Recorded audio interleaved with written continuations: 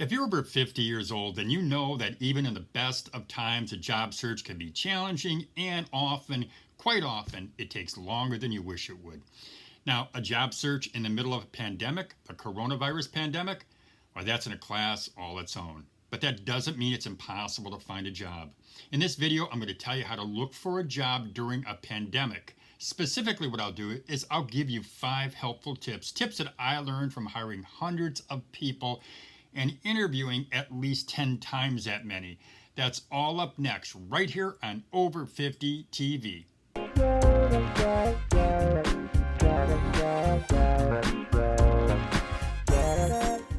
Welcome back to Over 50 TV, where we give you the latest news on work and money for people over 50. Well, as I promised before the break, I'm going to tell you how to look for a job during a pandemic. Specifically, what I'll do is I'll share with you 5 tips that I learned as the owner of a chain of business-to-business magazines and as the owner and founder of a weekly newspaper. Now, during that time, over the course of more than 20 years, I hired hundreds of people and I interviewed at least 10 times that many. And what I came to learn from talking to all those people is that if you're serious about job hunting through tough times, you should follow the 5 steps that I'm going to outline today. Before I give you those steps, I'm going to ask you to subscribe to Over 50 TV. To do that, all you've got to do is hit that little red button. It's underneath the screen. There's also a little bell. If you hit that little bell, you'll get our latest updates. Every single time I upload a video, you'll receive that notice in your inbox. And there's a thumbs up button. Hit that thumbs up button because that'll let me know that you enjoyed watching our video. Step number 1. You want to follow, or you should follow, hiring trends. Now, one of the fastest or easiest ways that I know to do that is to religiously pay attention to local and national news. Now, myself, I watch local news channels, and I watch MSNBC, CNN, Bloomberg News, Yahoo Business, and Fox Business. I also read the Washington Post and New York Times. Of course, I don't expect you to watch or read every one of those publications, but what I do suggest is you find 2 or 3 that you enjoy looking at, that you enjoy watching. When you do that, pay attention to any changes that companies are making or trends that you happen to notice. This will keep you on top of the latest business news, and it'll give you a heads up when it comes to finding a new job. Step number 2, networking. If you follow this channel, then you've heard me mention the importance of networking. Networking is always important, but it couldn't be more important during a pandemic. I suggest that you contact people, you check in with them, you find out how they're doing, you find out what they're up to, you find out how their family's doing. Resist the urge to lead with the question, hey, do you have any job leads for me, or job prospects, or are you looking to hire someone?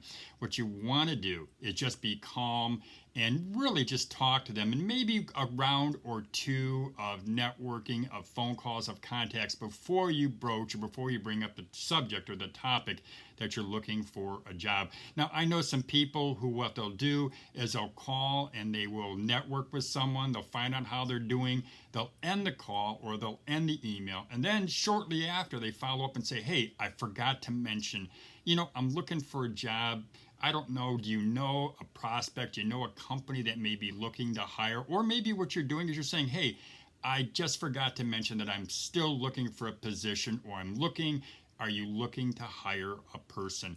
This is a strategy that I like because it puts the person that you're talking to at ease. It puts no pressure on them to refer a company to you or to hire you. It's a great networking strategy. Number 3, prepare for the interview. And what's that old saying? Preparation meets opportunity equals success. I love that saying. Now, I've done plenty of videos on how to prepare for an interview, and I'm going to put a link above.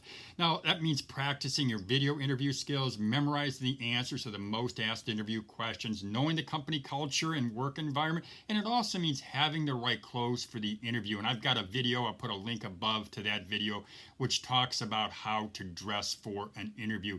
But preparation, it's one of the keys to having a successful job hunt. Number 4, be prepared to move quickly. Now, I've got to admit that I hadn't thought of this idea before. I heard somebody say if a company is looking to make a hire during a pandemic, during a tough time, they probably have an opening they want to fill quickly. So I suggest knowing exactly what you want before you go into the interview. Now, I'm not saying that you'll be offered the job on your first interview, but you never know.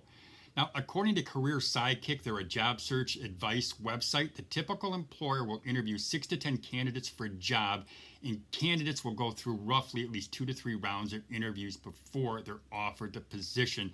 So yeah, statistics, they do reveal it's not likely you'll be offered a job on the first interview or two, but go into the interview prepared. Go into the interview prepared for that offer. You just never know. Number 5, change your focus. Change your focus from how many resumes or number of online applications you fill out. Change it to the number of interviews you go on. You know how many times I've had somebody say to me, Lou, I've sent out dozens of resumes and I still don't have a job. Well, don't measure your success or your progress by the number of resumes you send out. Measure your progress by the number of interviews you go on. This not only helps you to measure your true progress, but what it also does, it helps you to evaluate and rethink the steps you're taking to get a job. You know, if you don't get a job, what I suggest doing is sending the hiring manager an email and you thank them for the opportunity to interview. And then what you do is you politely say, is there anything that I could have done differently in the interview process? What I find, this is a great way to improve and adjust your interview and your job skills. It's also a great way to re-network and reconnect with the hiring manager, because you never know, later on, they may have another position, and who are they going to consider? They're going to consider the person who took the time to follow up with them, to want to improve, to want to better themselves. Well, that's all I have for you today, folks.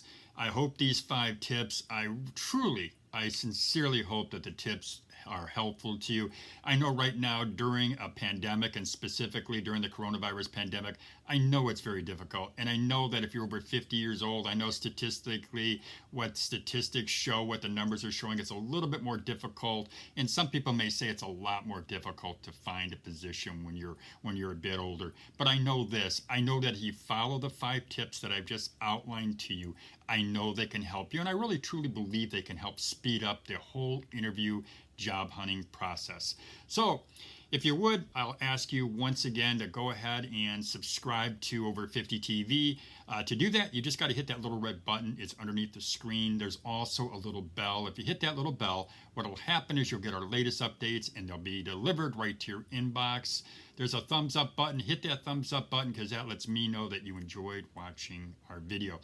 If you have any questions, I should mention this before we close here today. If you have any questions, please go ahead and make your comments in the inbox, or what you can do is you can send me an email. It'll come right to me and I'll answer as quickly as I can, usually within a day or two.